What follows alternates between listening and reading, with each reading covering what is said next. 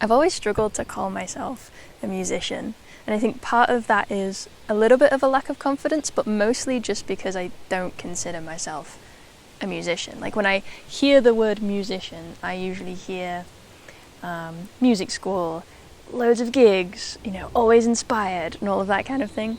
But when I think of me, I think of human who is just desperate to express their feelings, and the best way that they can think to communicate with other people is through music, and so they use that as a tool, you know, to express. And so I don't really approach it as I want to be this thing and be really good at this, but it is literally just a thing that I need to do. So if ever I say to you in real life, I'm not a musician, I'm not saying it because I'm like super humble and don't think I'm good enough. I'm saying it because it's genuinely just not how I look at myself. However, what if, just for fun, what if we experimented with being a musician? What if you woke up tomorrow morning and said, I am a musician? You know, if you want to be something, just be it. Right? We have total power over how we choose to identify and how we choose to present ourselves to the world, and how, you know, what aspects of our personality and experience we choose to bring forward, and what story we choose to tell ourselves about ourselves. So if we tell ourselves the story, I am a musician, then we are more likely, surely, to lean into that and to just be that, and to be that a little bit more effortlessly and fluidly as well.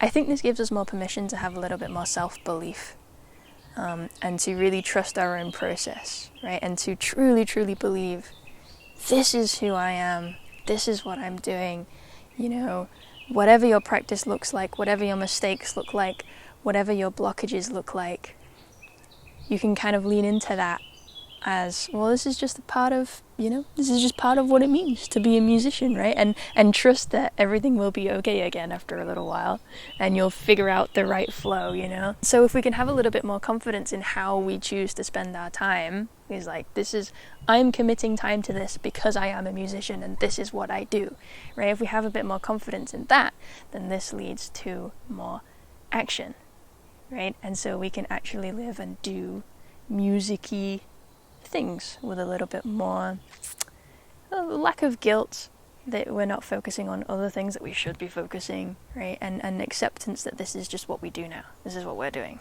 If we woke up tomorrow morning as a musician, what would be the first thing that we did when we got out of bed, and how would we feel? What would our practice routine look like? What kind of things would we watch and listen to or study?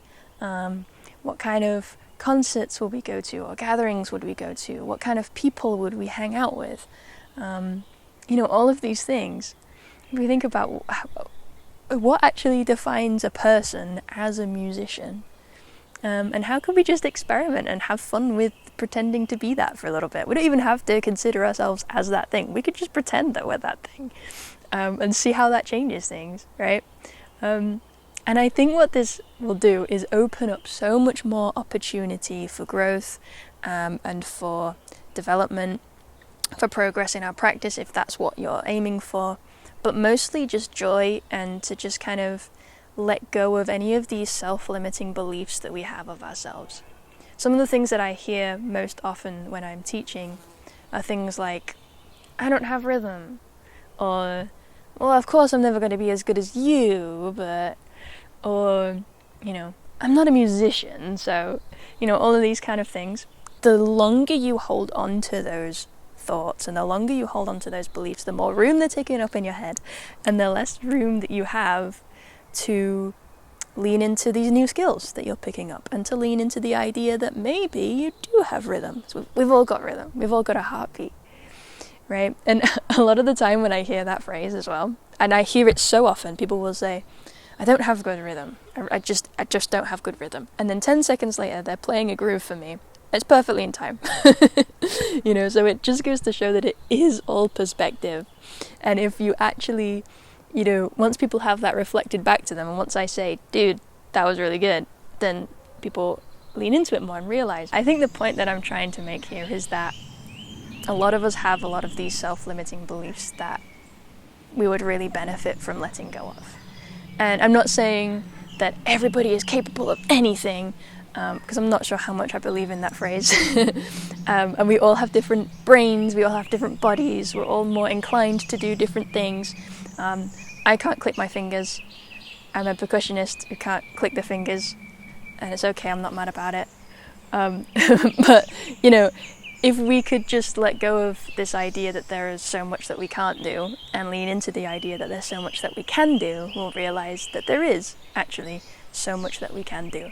So if you want to be a thing or do a thing, just be the thing and just see what that feels like, and just embrace it and have fun with it. And I think that's what I'm going to try and do more, and lean into this idea that maybe I am a musician. I don't know. I'm not sure if I've fully decided or not yet, but I'm going to experiment and pretend to be for a little while and see how I feel about that. Yeah, that's just where I'm at right now in my journey and my thought process, and I wanted to share that with all of you. So thank you for watching me ramble. I really appreciate you being here.